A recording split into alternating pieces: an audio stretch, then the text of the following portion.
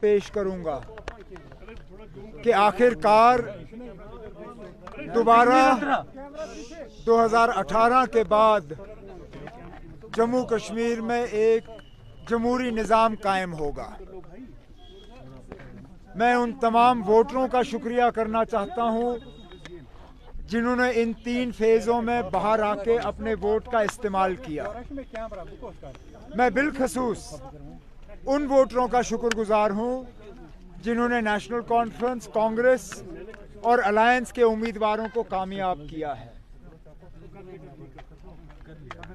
इस मैंडेट से एक बात तो बिल्कुल तय है कि आम तौर पे लोगों ने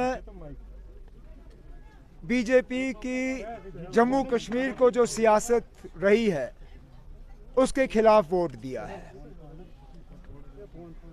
बीजेपी ने जो पुरानी तंजीमों को, जिसमें खासकर नेशनल कॉन्फ्रेंस को सियासी निशाना बनाने की कोशिश की, हमें कमज़ोर करने की कोशिश की, हमारे मुतबादल यहाँ पे तंजीमें खड़ी करने की कोशिश की, आज उनका आम तौर पे देखा जाए तो नामो निशान जो है वो इस इलेक्शन में मिट गया है।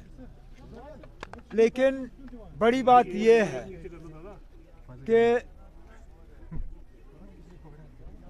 कश्मीर, जम्मू के पहाड़ी इलाके, यहाँ वोटों का बंटवारा नहीं हुआ, वोट तकसीम नहीं हुए। मुझे लगता है लोगों ने बहुत समझदारी से अपने वोट का इस्तेमाल किया।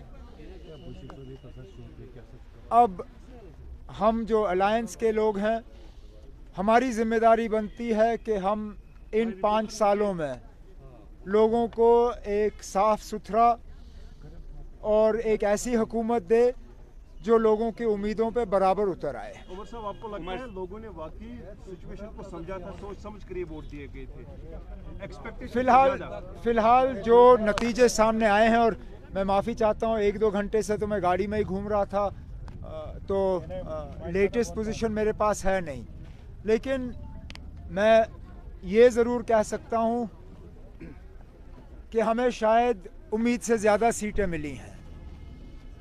अगर इस इलेक्शन से पहले आपने मुझे कहा होता कि नेशनल कॉन्फ्रेंस की ये पोजीशन होनी है तो मैं शायद उस चीज़ को मानता नहीं, खासकर पार्लियामेंट इलेक्शन में जो हमारा हाल हुआ।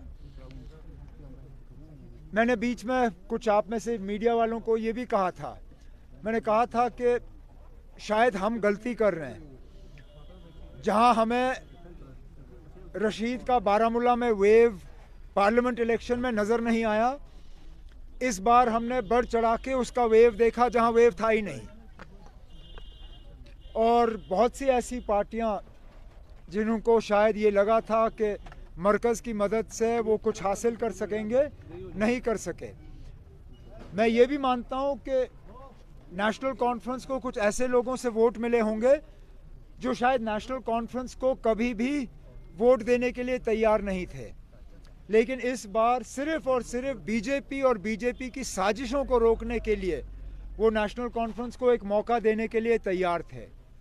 अब हमारी, जैसे मैंने कहा, हमारी जिम्मेदारी बनती है कि हम इस वोट को ज़ाया ना होने दें, हम लोगों के उम्मीदों के बराबर जो हैं उतर आएँ और अपना काम करें। Grateful as I am for this vote of confidence reposed in me by the National Conference President. This is a decision for the legislative party of the National Conference. It is a decision to be taken by the allies together. The National Conference Legislative Party has not met. Let the National Conference Legislative Party meet. I am not staking a claim to the Chief Ministership of Jammu and Kashmir. It is for the alliance, for the elected members to decide who they feel should lead the state over the course of the next 5 years, and that is as far as I'm willing to go. देखना, कल हमें थोड़ा सा इस जीत का मजा लेने दीजिए। मेरे साथी जो दूर दराज इलाकों में जीते हैं वो भी थोड़ा सा एक राहत का सांस लें। मुझे लगता है 1-2 दिन में हमें अपनी लेजिस्लेटिव पार्टी मीटिंग बुलानी होगी उसमें नेशनल कॉन्फ्रेंस का लेजिस्लेटिव पार्टी लीडर चुना जाएगा। फिर अलायंस के साथ बैठ के हम तय करेंगे कि अलायंस को हेड कौन करेगा। उसके बाद जब हमें तमाम लेटर्स ऑफ सपोर्ट हासिल होंगे तो अलायंस की तरफ से लेफ्टिनेंट गवर्नर साहब से वक्त लिया जाएगा और हुकूमत बनाने का दावा किया जाएगा वहाँ पे, और फिर लेफ्टिनेंट गवर्नर साहब तक है कि वो अगला कदम क्या लेंगे। All the seats that we've got. Could we have got more seats? Well, anybody can get more seats. But thank goodness we didn't get less than this. We have a mandate from the people to govern Jammu and Kashmir over the course of the next 5 years. And we have to make sure that we respect that mandate. I don't want to get into should we have had more, because then that's being greedy. हम अगर और मांगते तो शायद कम मिल जाते। इतने मिले हैं बड़ी बात है, जितने मिले मैं उसका बहुत ही शुक्रगुजार हूँ।